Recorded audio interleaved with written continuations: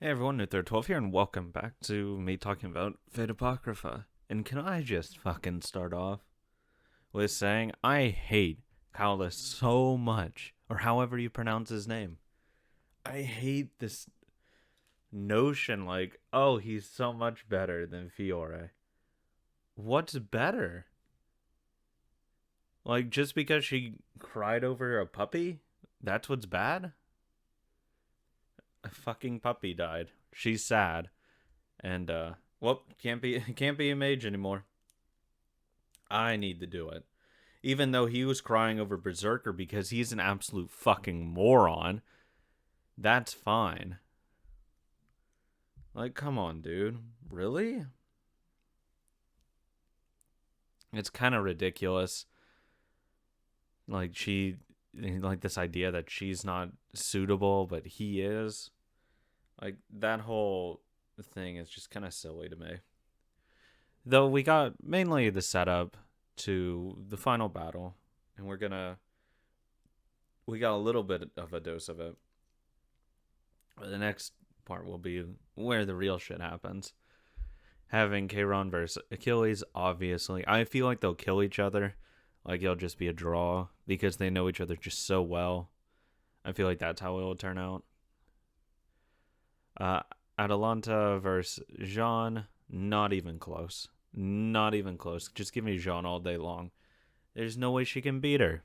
Hell no. Especially when she decides to get in close. What are you doing? You're an archer. You're best shooting arrows, not hitting people with fists. I don't see that one ending up well for her, especially. I don't know why the servants of Red just decided not to worry about Mordred, like, at all. Everyone's like, oh, I'll get this person. I'll get Saber Black. Oh, I'll get Ryder. Oh, I'll get Archer. I'll get Ruler. But no one's like, hey, we should probably worry about, they're really good servant on that team.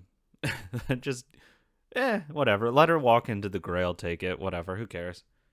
I'm sure Shiro can handle it. I mean, obviously, meme wise, of course, naturally. Like, come on, really? Eh, probably, probably should do a little better in that regard. But I'll take it. I'll take a free trip for Mordred to win, easy peasy style. Never a worry. What I don't get is why they do some of the things with like relationships the way they do it. Like, I don't get why we're supposed to see Fiore as like this weak character when she's only done strong things, when she's really shown her skills as a master, as a mage, when she gets into combat personally. While the other, he's weak, he shows his weak, he acts weak, and mentally he's weak. So I don't see why we live in this universe where it's like we see one thing, but we're supposed to imagine something else. John liking Sieg, why? It's just a thing that happens.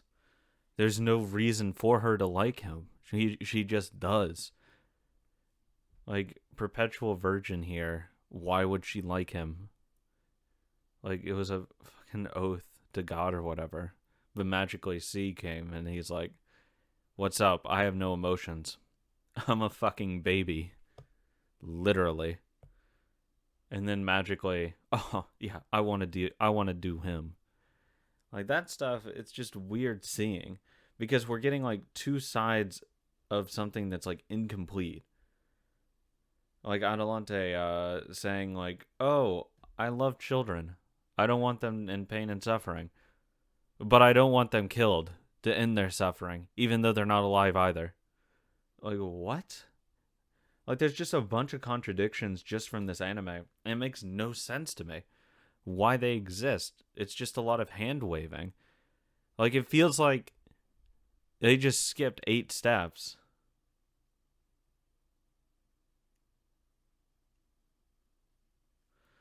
And it doesn't make sense.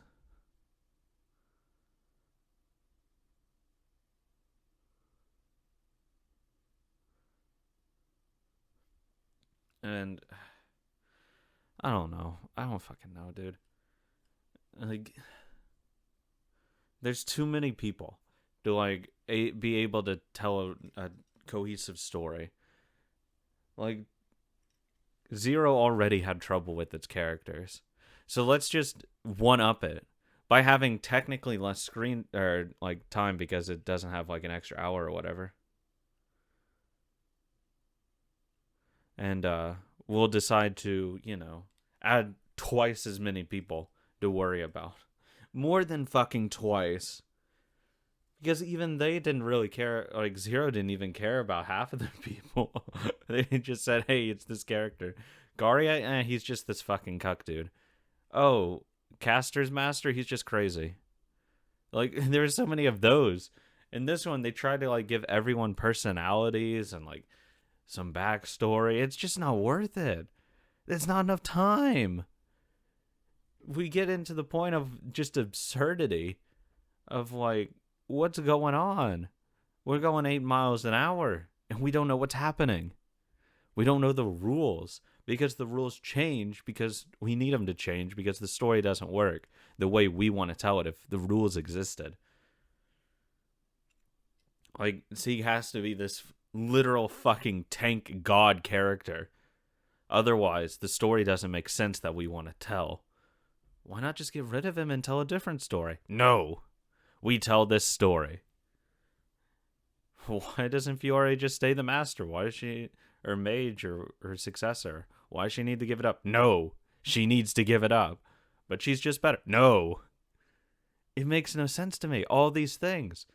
Like, I just also reject the premise that mages have to be this, like, cold calculating shit. Like, that's just so fucking dumb. Waver is not like that. He was a pretty good mage to begin with when he was little. I say little, but he was in college. Like, he was fine. He was pretty emotional. He wasn't, like, dead inside, wanted people to die. He was pretty good. I assume he's still like that even as an adult. I don't think he wants everyone to die or doesn't care about human life or sacrifice. Rin, pretty good mage probably. She didn't want to kill people either. That was her whole struggle. But magically, when Fiore is sad a puppy died, nah, that's too much. Nope, can't be a mage. Nope. Cowlitz over here does. Even though he was crying over Berserker, nah, he doesn't have emotions. He doesn't care. He doesn't have attachments. It's just kind of really frustrating to see the double standard in what they want to do and what they do. Because they have this thing, an idea, they get like halfway, and then they just hand wave and be like, hey, we're here now. And not really caring about it. Like, we could have just set Fiore as, like, not ready for this stuff. She could have been, like, really indecisive about her plans, not prepared, like, all this stuff. Like, when she's, like, in a fight, she hesitates a lot. She doesn't do what she needs to do to win. But, like, we don't see that. It's never demonstrated. So it's only telling us, look, she's crying over this puppy. Look how terrible. So it's like a showing versus telling versus it's just happening now. Like, they could have done so much better if they just decided not to, like, shoehorn this idea of what they want to do in there and rather just let the story, like, progress naturally instead of trying to force these things. Like, I get the anime has to go somewhere. It's 24 fucking episodes with X million people. But at the end of the day, you can't force something that just doesn't exist. Kawas being a good mage, master, whatever, leader, it doesn't exist. Fat Dude has a better claim to that. Because he at least went on the front lines to fight. He at least did X things. But he doesn't fucking care about other people too. Does he win too? No. So it's just really weird of why they're trying to force these things. Why they're trying to force Jean and Sieg together. Why they're forcing Astolfo and Sieg together. Like, all these things, it's so weird. And I don't get why the writer, in this case, wanted these things to happen. Like, there's just millions of other ways to write this that would be pretty good and not have to worry about this stuff. Jean, instead of being, this hopeless in love teenager or whatever she's going for right now, is a stoic, moral, upright character that sees the world in a really black and white way. She needs to do these things because that's what God ordains. This is what needs to happen. It is by God that blah, blah, blah, blah, blah. Like, all of her morals, strict, rigid, unbendable kinds of fucking morality. And then we have Shiro, who's lived his life, lived through suffering, lived through a lot of pain, death, anger, and he has a much different approach to it. That his morality is still pretty rigid, but in a way that he wants people to conform to what he wants. That kind of thing, I feel would be better. Sieg doesn't exist. Or if he does exist, it's more of he came in way later. Because we could have built up, if we want to go with the John really like Siegfried or whatever, or like everyone loves Siegfried, he could have like built up his character arc after he does like something. He feels like unaccomplished after 4, 5, 12 episodes or something. Then he kills himself, basically. Rips his heart out, gives it to Sieg. At that point, he has to bond to each other, so they, there's more of a connection. Jean then has a more vested interest in Sieg instead of him just existing. Same with Astolfo. Then there's reasons for them to really care. But when it's like fucking first, second episode, who cares? Like, there's not enough of a build up here. It's just like out of the blue, hey, guess what? I'm gonna rip my heart out now. So I feel like it should have been a bigger build up to that. And like maybe at the very end, that's when he becomes a servant. I still am not really keen on the whole servant thing. Maybe if he can use like his noble phantasm, but not like necessarily turn into him. Kind of like a Shiro thing. But it would still like really hurt him. I don't know. I'm not crazy about it. Fiore just stays the master and mage. If you want her to be that, or if you want her to be like she is now, obviously really weak, indecisive, blah blah blah. If you wanted the changer, have Callus not be stupid, have him not sacrifice Berserker the way he did, in a very moronic way, a very emotionally charged way, where he's thinking narrow-mindedly. Have him not be upset about it. Have him instead be like, fuck, I can't believe I was stupid enough to let that happen. Not crying, but just anger. And having full resentment towards Saber and her master. That kind of thing would have probably been better if you want to go with the route that he's like ready for this thing. Show him rewriting how you do things better, that stuff. Constantly thinking about these things.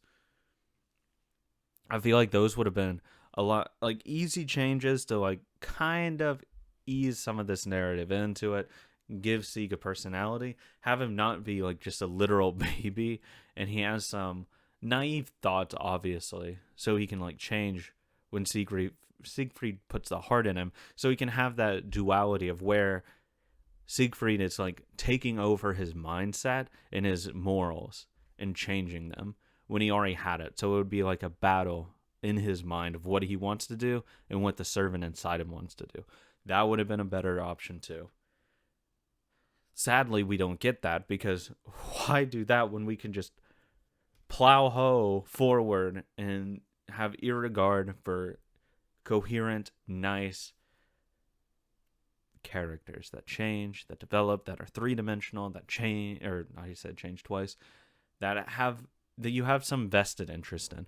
Otherwise, you just get, hey, here's a playing card. This is writer. This is ruler. This is archer. Like, it's just very cut and dry where people stand instead. When you could really change just a few things and make it a lot better.